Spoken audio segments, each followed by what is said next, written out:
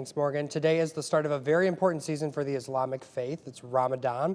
And joining me is Imam Bashir Jahesh with the Islamic Center of the Quad Cities. Did I get that right? Yes. Pronounce it perfect. Awesome. Perfect. Well, thank you so much for joining us this morning. I guess I would like to start with what is Ramadan? I think we know about the common holidays like Easter and Hanukkah and things like that, but I think we know of Ramadan, but I don't think all of us have a big understanding. So help us a little bit with that. Okay. First, thank you for inviting me here to the studio.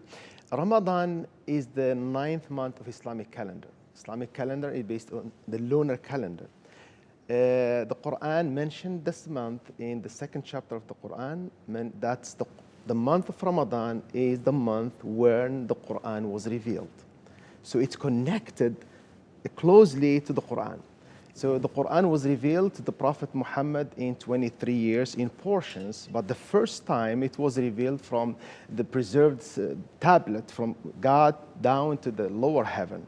Then in 23 years was revealed in portions, 13 years in Mecca and 10 years in Medina. Because of the Quran was revealed entirely in one night during this month, Quran mentioned God told the believers to fast the entire month of Ramadan, as the fasting was practiced before among those prophets before Abraham, Moses, Jesus, and Muhammad. Okay, but why fasting though? I know you mentioned a little bit, but why the fast? And are there instances when fasting wouldn't be applicable? Say someone's pregnant or has a medical condition. The fasting is obligation on every Muslim who reached the adulthood. They reached puberty. From that time, they have to fast, male or female. But there are some circumstances, some conditions, if a person is sick or a person is a traveler. The Quran mentioned, فَمَنْ شَهِدَ مِنْكُمُ الشَّهْرَ فَلْيَصُمْهُ. Whoever witnessed the month of Ramadan, healthy and resident, not in travel, he has the option not to fast. It's not a mandatory on him. And especially when a woman also, she is pregnant, and she may suffer from fasting, she has the option not to fast and to fast later on. Okay. And you and I, we spoke before this interview to kind of prepare a little bit. And talk to us about how many people in the Quad Cities area participate in Ramadan. In the Quad Cities areas, we calculate this way. Let's say during the Eid prayer, which we have two Eids, the one after Ramadan immediately called Eid al-Fitr, it's meant the celebration of breaking the fast, and the second one during the Hajj time.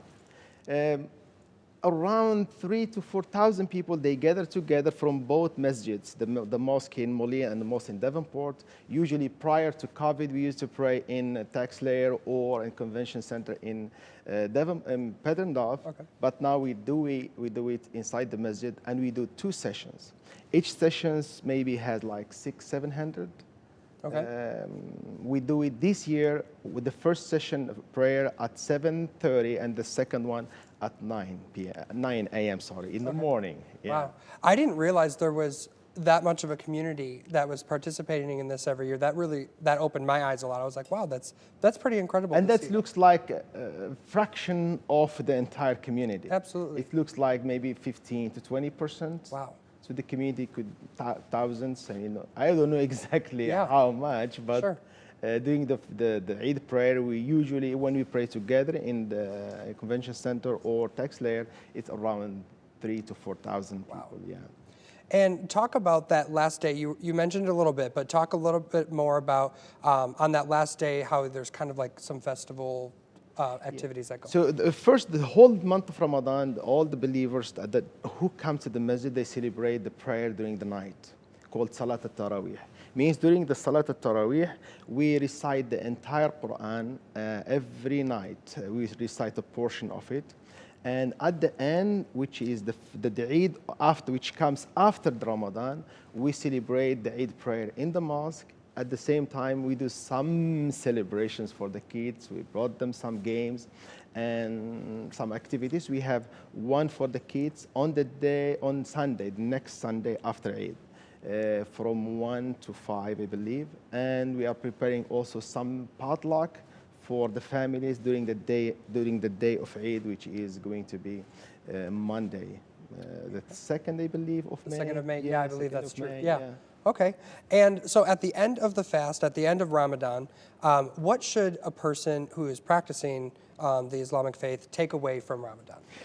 Ramadan is an annual retreat for a person to develop himself spiritually, mentally, socially, how to work with the community as well, and also physically. It's a way to purify your body, to detoxify your body and cleanse your body, as we said, in different aspects, the mental, the moral, and spiritual, and physical. It's not just to abstain from food and drinks, it's abstain also from bad habits. Many Muslims, they stop smoking during the month of Ramadan. And backbiting, talking nonsense, all of this stuff. Ramadan is the way to develop yourself in different aspects of their personality. Helping you become a better person. A better at the person, end. yeah, Awesome. the better person at the end of the month. Yeah. Well, thank you so much, Imam Bashir Jahesh, for joining us this morning. And we have a web article up on our website right now. To talk more about Ramadan, you can learn about that by visiting the website, wqad.com, on the As Seen on TV tab. Good Morning Quad Cities is back after this.